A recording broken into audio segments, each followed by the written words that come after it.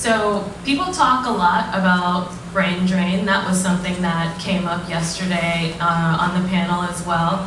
Can you explain what that is for the audience?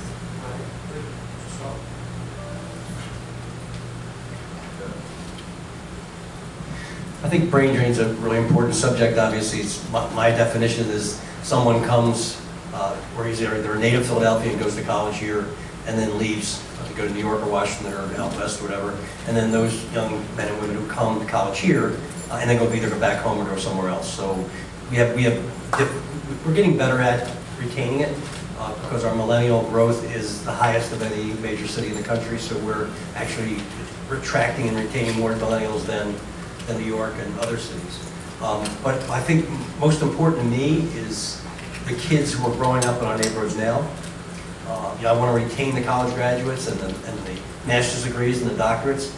But in order to change the poverty number in Philadelphia, which is about 25%, which is the highest in the nation, those young men and women in our neighborhoods need access to tech because that's where the jobs of the next 40 years are. And people start talking about bringing back manufacturing, which I don't discount. Or having jobs for people who are maybe older and not going back to school, but everybody can learn, everybody, no matter how old you are, including myself, you can learn more about tech and make it enhance your employability. But those industrial jobs, although we want to retract them and retain what we have, the real game changer is going to be in tech. It is in tech. And one of the things I noticed for my first time I ever went to South by Southwest, which I thought was very impressive, and I went for the tech section of it, not for the music section of it. We were out there by then. Interactive, yeah. It was not diverse at all. I mean, the thing that struck me is its lack of diversity. And certainly there were people of color there, and there were Asian Americans there, but it was all people, younger people who looked like me. And I said to myself, that has to change, unless we're never going to address this problem. Because if you can get a job that raises a family based on your tech skills and every job you have now in America has some tech aspect to it. And if you have those skills, you can make a better living. You can make a better living. But as importantly, or more importantly, you can start your own business. You can employ other people. So you don't have to depend on working for a company. You can have your own company and your own ideas and your own value and your own acquiring your own wealth. And unless we miss this opportunity, I don't know whether or not we'll ever be able to change the narrative. Yes. There's so much there. I feel like you already even touched on some other questions that I have. There's a lot to unpack. On the South by note, I was there this year, and I remember Arlen, who we had yesterday, we did a fireside chat with her. She had a meet and greet there, and I swear any black or brown person that was at South by was in that, like they all fit in that one room at that meet. I think I met. Was I there? I was at an event. It was like, yeah, it might have been. No, actually, if you were there, it was a dinner, but I think I just came in and spoke and then got to leave. Yeah. There's also another event I went to a year or so ago called BEA, the STEM conference in Washington. That's exactly what I'd like to have in Philadelphia. I mean, the heft in that room, in those rooms, from private sector, public sector, the military, it was phenomenal to see. And then they attracted all historic black college and university students that were coming on buses from around here.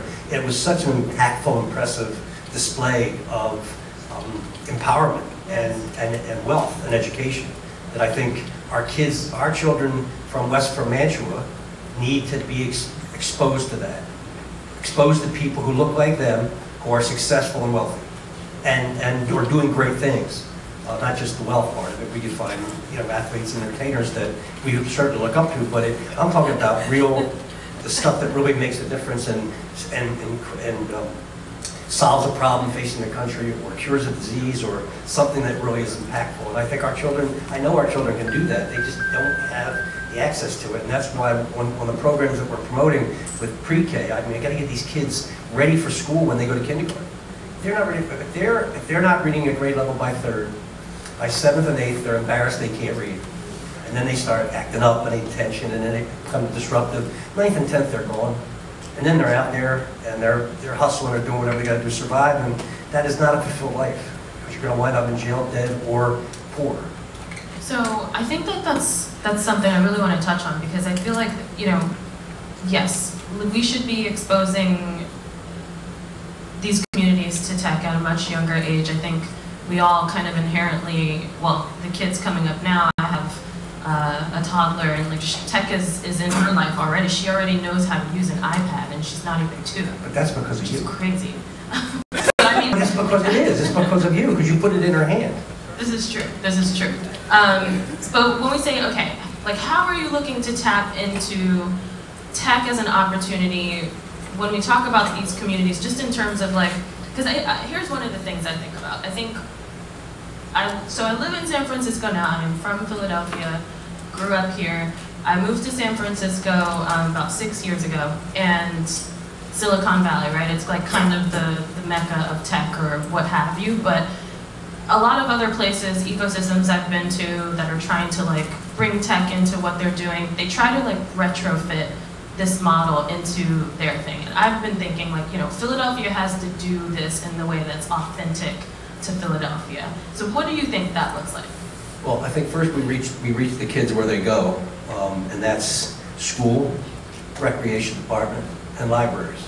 Those are the places where kids will go during school and after school. And I remember Sylvester Mobley was doing Coded by Kids, and their volunteers were in, I think it was Cecil B. Moore Rec Center up on Lehigh Avenue. And I went in to visit with them, and there were about 20 young men from a basketball team, a local basketball team, who were at practice or played, and that were now in the space. And I looked at the computers, and like, this is embarrassing. Crusty, dusty keyboards and old equipment, and the stuff's falling off the ceiling, and it's like, but they're in work, they're still in there working, and they're learning. But we had to go out. I had to find a benefactor for 20 tablets. I couldn't have him having to go. First of all, he's given up his time. The people volunteering with him are giving up their time on a Saturday to come in and to work on that stuff. So he's able now to take those 20 tablets with him. So making those spaces inviting and safe and comfortable, and accurately up to date with their IT abilities, the buildings themselves, is really important. That's, like, nobody likes, I know people don't like the soda tax. I understand that, I really do, and I wish I never had to pass it. But if I wait for Harrisburg to fly in like Superman, it ain't happening. Washington, that's a bad movie. So either the choice that we have, or that I have, or we have collectively, is we either provide the resources for our kids, or we don't. But we stop complaining about it. And you know, Harrisburg is what it is, and I don't see them changing in the next 10 years. So that's another generation lost. We definitely share that sentiment. It's the like, okay, we can't wait for the savior. We gotta figure out how we make this happen. And that means rent paying for things. I mean, and everybody wants something, but they don't want to pay for it. And I said, people complain to me about the soda tax, if you're that upset about it, drink water. Well, we're not taxing air, so you don't need soda to live, but you need an education to live. And if I can, and we've seen, even though it's been a small term of the big boat, of the big ocean liner, the school district has begun to turn. We've had actually increased test scores in PSSAs and Keystone exams for the first time in I can't tell you how long. And that's Dr. Height. What we can't do is next year and the year after and the year after say, oh, by the way, Dr. Height, you've made these great improvements, now let's get rid of all your counselors again, and all your nurses, and all your librarians, and let's go back. We just have to keep on forging forward. And I'll tell you the truth, we're going to do, I don't know what the elements of our next 5 years of budgets are going to be, but there's going to be elements of paying for education. And if that means I only do one term, see it. Because there's no sense of me being here the second term if I can't get this in the right direction for the next person that comes after me. And that's, you know, I'll give you a good example about pre-K. I went into the first day of a kindergarten classroom in September, and it's like 20 kids, and it's varying degrees of angst and thumb sucking and hiding under the desk and crying and won't let go of mom, and And there are 5 kids who were sitting there who had their, whatever materials they had in front of them, they had their pencil, they were ready to go. At the end of the class, I said, let me ask you all a question. How many of you guys went to pre-K? And those 5 raised their hand. They were engaged, they weren't afraid, and they were ready to go to the next step. And if by kindergarten they're ready, they'll be successful. The odds of them graduating 8th grade and then high school and going to college is much larger than if they don't get that experience. And I want to punch somebody sometimes when they tell me, oh, it's babysitting. No, it's not. It's not babysitting. These children need to be engaged in colors, numbers, shapes, interaction with each other. I mean, it's all something that we need, and we need to pay for it. And I think we have 2,000 families now. We would, if it weren't for the lawsuit, which we're trying to get through, we'd have 4,000 or 5,000 families. We have 2,000 families now. 6,000 families engaged in community school work. Where, look, kid comes to school in January just like June. Something's going on. Something's going on in the home. Something's going on with that child, and we have to address that at the school base because that's where they spend most of their day. So if it's dental, or if it's psychological, or if it's medical, or if it's nutrition, or it's clothing, or it's whatever it is, that those community school models build up based on what the community tells them they want, what the needs are. So for example, in South Philadelphia High School, there's a clothes closet, and it's becoming like a department store, because these children need clothing. I mean, and it's embarrassing. If you're a sophomore in high school and you don't have the right coat for the winter, and it's not your fault, I mean, this way you can get some dignity and some decency, and you can work together to help each other. Same thing with we just put 22, with the help of the Department of Human Services and Behavioral Health, we put 22 social workers in actual schools. But that's their job, to go to the school every day. Because kids were melting down. They're going through some terrible trauma, and the principals and the vice principals are like, well, I don't even know what to do. Like, and who do we call? We call the police. No, that's not. I'm trying to get the fire department to send a medic unit. There's a different reaction sometimes when children see a police officer as opposed to see a firefighter. So we're trying to look at those issues that will calm the school down and get these kids the opportunity to progress. And those 22 counselors are social workers are a pilot project, but we like to do it in every school.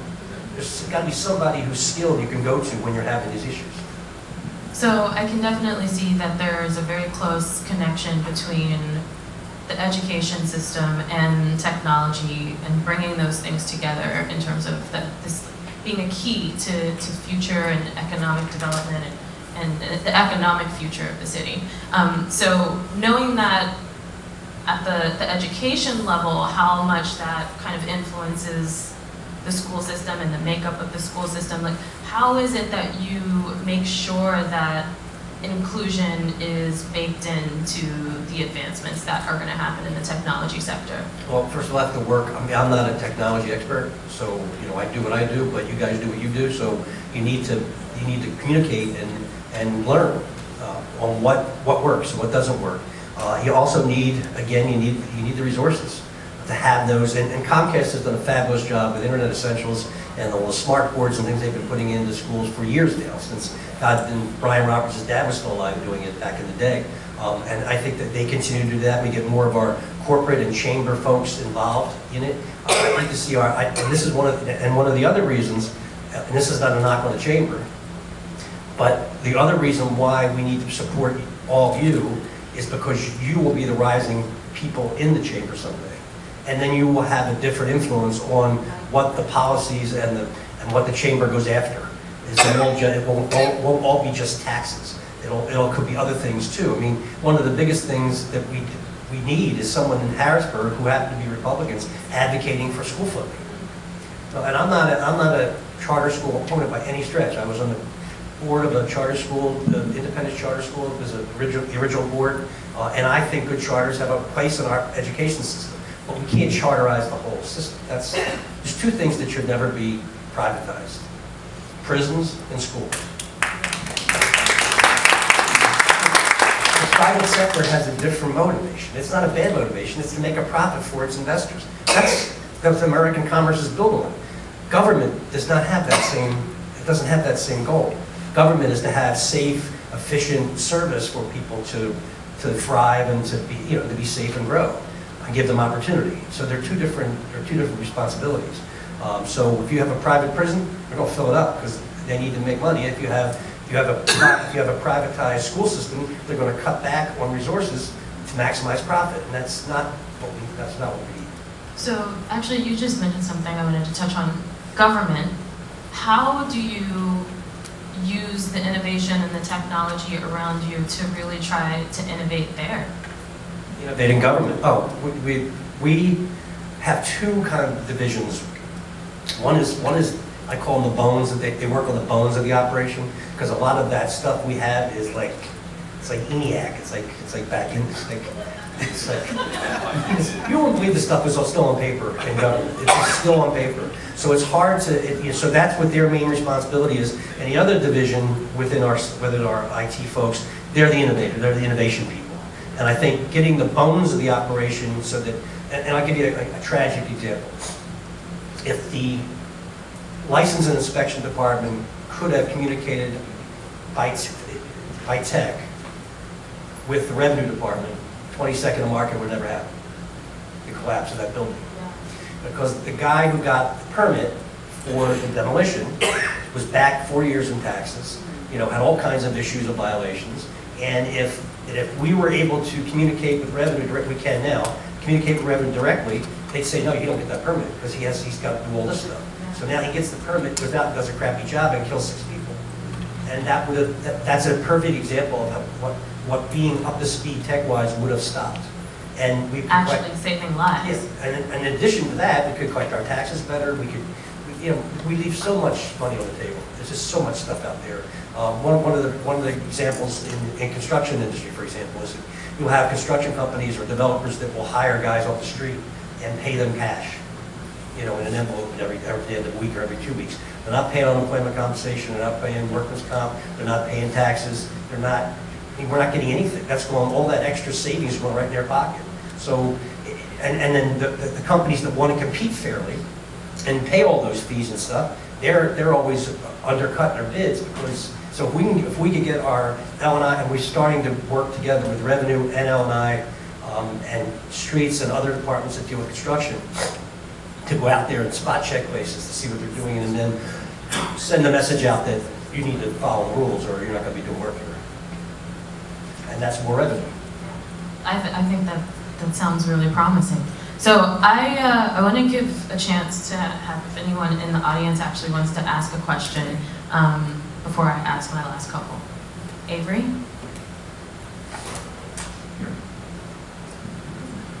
Thank you, Jim, for attending this event, and I appreciate your willingness to engage in this topic. I really do, in reference to community building. And so I wrote down, so umbrellas don't make it rain, right? Education is one piece, but opportunities are another. We know that occupational segregation is a real thing, and it happens in tech, and about 99% of every other private industry. We know that the federal government, state government, local government tends to be the largest employer of African Americans and people of color. And so what I'm wondering is, what's happening with your administration to entice more local hub zone development within the public industry? And I appreciate you identifying just now really big issues. What types of requests for proposals? How are those being promoted to be able to build businesses around that? Thank you very much. There's a multifaceted approach to this. The first one was hiring the first diversity officer in the city's history, Nolan Atkinson, who has a reputation as a lawyer from a big law firm, who actually diversified his own firm and helped to diversify the Bar Association in many ways. So he gets it, and he is, Iola, is he unrelenting? He is unrelenting. He is unrelenting. Yes.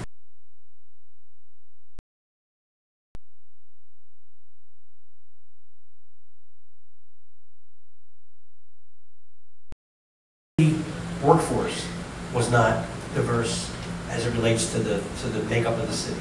So we're in the process now of diversifying our workforce by recognizing the fact the most important thing is recognizing the fact you're not diverse enough, as opposed to making excuses for it. You say, you know what, this department's doing pretty good, but this one stinks, and they don't even try it. So let's get them on there, let's get them up to speed and get them moving.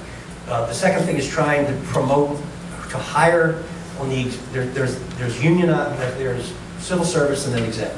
Civil service, a lot is testing, and we need to go out and seek out people to take our civil service tests in order to make the workforce more diverse. But on the exempt side, we hire.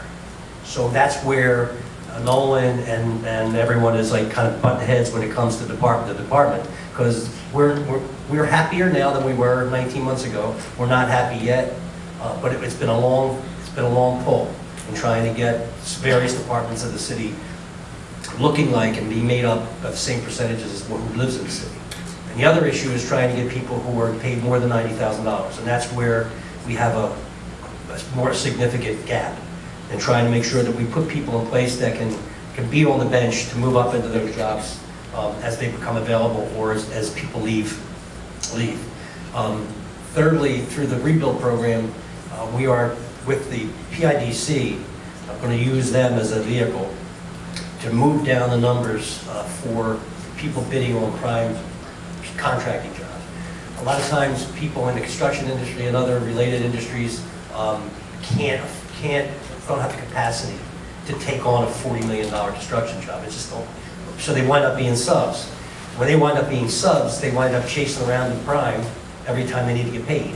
And then they can't pay their bills, they can't expand their workforce. So we're trying to move that number down to a $3 or $5 million number so you can be a prime sub and we can pay you directly and you don't have to go chase the majority sub. What about tech? Not construction, but tech? Right. On the tech side, we have called best value, which is what it used to be lowest price, which isn't always the best. And sometimes companies will undercut their bid and then come back on the back end with change orders after they're already down the road. So we passed through a charter amendment, best value, which allows us not only to take into account price, but also diversity. And then we're able to then go around the lowest price standard and take a reasonable price, but gets us to our diversity goals. And we're doing that in every segment of government. So wherever there are contracts that deal with tech or anything else, we try to put as many of those contracts into the best value process. The other one is called real-time auction bidding, which is usually the old way was you bid on a job and you put it in a sealed envelope and they'd open it up and the lowest bid got it. This is really fun to watch because they sit around, they're all on computers in their offices and they're regarding what the contract's for, and they're actually bidding against each other. So it's almost like the NFL draft. Every 10 minutes they post another number till we get down to the lowest two, and then whoever wins wins. And we wind up saving. I sat in a session where taxpayers saved $40,000 on one bid and like $100,000 on another, and that gives people more access, fair access to doing that. But we got a long way to go because things have not been, the old school of can't use set aside anymore. It's not an appropriate word legally to use, and lawyers don't like it. But in the old days, it would cut off a piece and just give it. It's got to be more than just that. It's got to be organic in a way where people begin to compete fairly because the process is fairer and more open and more accessible and more understandable. It's especially you've got to explain to people and make sure they understand what our rules are. There's so many elements of it. But we recognize the problem, and we've been working on it diligently for 19 months, and we're not going to stop until we get where we want to be and we feel comfortable, and no one leave us all alone and stops yelling at us. We have another question. Hi, good morning. My name is Juma K. Dava, and I'm the founder of the Tech Women Network. It's like a LinkedIn for women technologists and founders. And I apologize, I may have missed this, but I've been working in tech for like 15 years now. Recently launched the platform and I've done several events to help women interested in tech. But I'm interested in knowing, how do I reach out to your administration or find ways to collaborate with your administration for my work? I've been successful in other markets like New York and DC and even globally with growing the network, but not so much here in Philadelphia. Well, I apologize for that, and we're going to make that better. So if you just turn around, that lady right there, we put her real close to you just for you. But yeah, we promise we're doing better, and I think if you communicate with Iola, you'll have a better understanding and access of what we do. Okay. Good morning, and thanks so much for being here. My name is Darla Wolf, and after 20 years in corporate, I left that environment to go to a startup where I'm a chief technology officer. As you've seen, we're at South by Southwest. There's a lot of new technology coming, AI, self-driving cars, self-driving buses. And there's a population here whose jobs are now going to be transitioned because of technology. Can you talk a little bit about workforce development for people who are in jobs that may go away?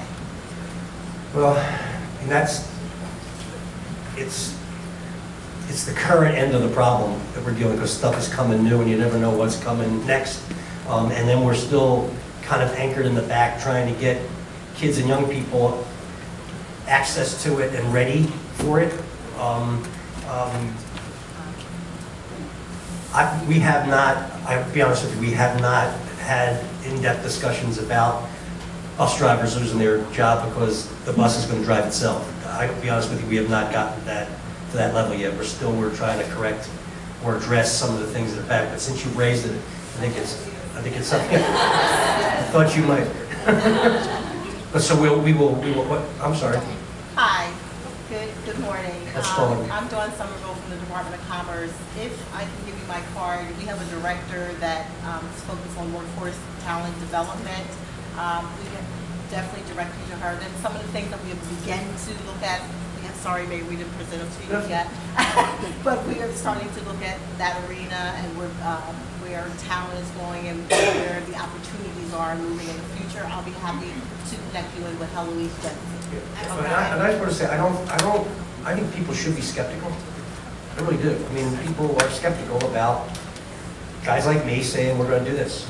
And skepticism is healthy in this, because a lot of people never followed through and did what they said they were going to do and just gave it lip service and moved on and nothing changed.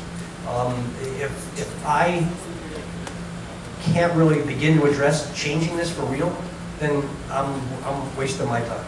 I'm wasting everybody's time, and I don't like to waste people's time. And I think that, and I know that we are committed to changing the paradigm, not just changing numbers, not just but changing the paradigm of wealth in this city, because it is concentrated as it is in the country in just too small hands. Not small hands. I didn't really mean that. But it's a small group of people, and that's not. I mean, it's not good for our country. But I can't fix our country's problem. I can only address what our city's doing.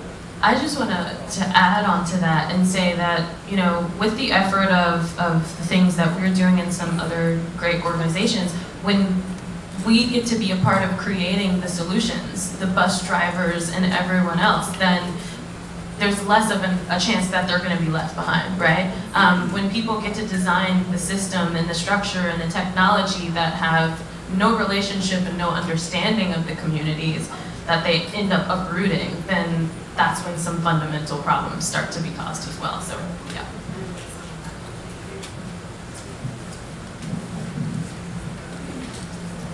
Good morning. My name is Sana Holly. I think it sounds great, a lot of the work that you're working on towards having a more diverse and inclusive city.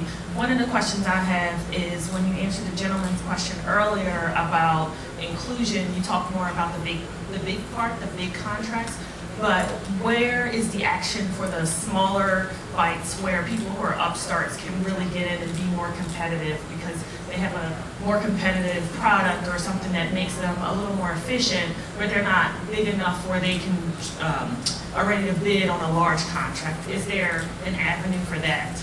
We're working through PIDC on some of our, again, the Rebuild Initiative is not just about construction. It's about other things too. It's about insurance. It's about bonding. It's about lots of other things that deal with that industry. So we're working through PIDC to kind of, again, bring those contract numbers down so you can prime a job that's $5 million in value, as opposed to trying to prime a job that's $50 million and you can't make it you don't have the capacity to do it. So if you talk to Dawn too, she can give you some ideas on where we're going. I mean, I'm the mayor, but I don't know exactly everything they're doing because my head would explode, and I don't want that to happen. So if you could talk to her, but we're changing contracting rules. Again, best value will be a huge help, and we're hoping to really shift the debate. Can I?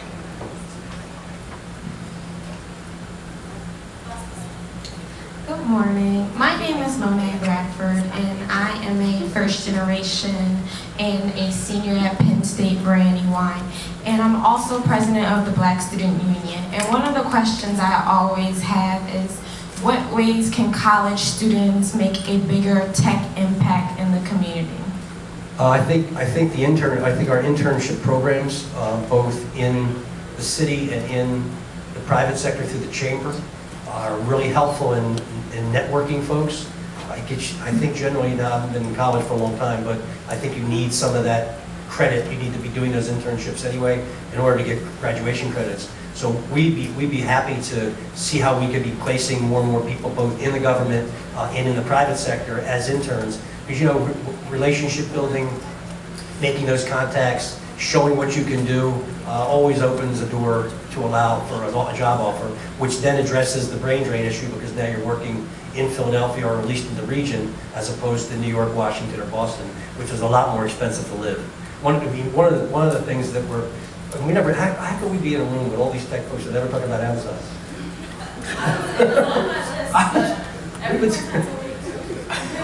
So as you know, and this I think could be a terrific opportunity for job attraction and the ability to fill jobs. For example, Comcast I know has difficulty filling some of their jobs, and they have to go out and search outside. If we were lucky enough to get Comcast and we're successful, that will bring this kind of this force of a company that will allow other people to want to come here because of the opportunities that they have to work for Amazon, to work for Comcast, and to work for those other companies in the city. We think we're putting our best foot forward. We think we have a good story to tell, and we are extremely cost effective when it comes to living. Renting in Boston and renting in New York and renting in Washington D.C. or buying is just way crazy. We have a pretty decent, now don't moan, but we have a pretty decent public transit system compared to Seattle. I mean, I think our folks were overwhelmed at our capacity to move people as opposed to some other cities. So we have that. We're locationally perfect between the seat of government and the seat of finance. Our airport's, doing well. We have a good highway system. It's a walkable city. People, I know Amazon likes various modes of transit, including mass and bikes and walking. So we think we have a couple locations that have been out there in the press that may be attractive to them, and we're going to do our best to get it. Now, if we don't, it's not the end of the world, because one of the things we're happy about is that this process we're going through has given us a template to go out and go after other companies with a similar, not as big as Amazon apparently, but with a similar approach on what we put forward, what we show them. We've also been successful in bringing in actually keeping companies in Philadelphia. Aramark, as you know, Five Below, a number of other companies we were able to keep here, and that's good. But also we've been able to convince companies like Vanguard and others to kind of break off a piece of 25, 50 people in office space in the downtown so that they can begin to look at expanding more in Philadelphia, because their workforce that they're attracting now are kids, young people who want to live in an urban environment, not necessarily commute to Malvern every day or commute to the King of Prussia. So we think that strategy will be helpful in showing off the city and making these larger tech and finance companies and other service companies think about Philadelphia, and that will create opportunities for employment also. And the other thing that I want to do, and I need your help with this, is because of my experience at South by Southwest, and because of my experience at BEA, which was the totally different end of the spectrum, we are really talking about doing a conference here in Philly, starting out tech and STEM conference starting out here. We're not going to start out crazy big, but we're going to try to build it to something.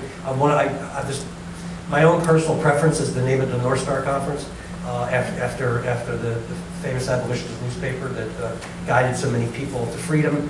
I'm hoping to be able to use that name to guide people to economic freedom, and you know, model it after Frederick Douglass's efforts. Because I really do think that Philadelphia could be a really important conference center for an annual event that hooks up not only the country and the world's folks, but also our local kids to give them access to what's available and what's coming down the road. I think you can. Thank you very much for what you're doing here and the exchange of ideas. You know, keep hoping and I think you keep hope alive. It's kind of But my point is that keep working with us and keep believing in us that we can all do this together. We are not a top-down organization. We don't tell people what they want. We listen to hopefully what they need, and you know better than I what this segment needs in order to diversify it more than it is today, much more than it is today, and give our kids a chance to have a great life in the tech and STEM world. But thank you. Thank you.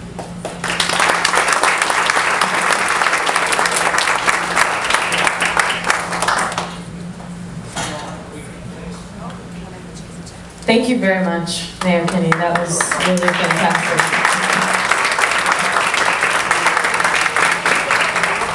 So, we have office hours that are kicking off.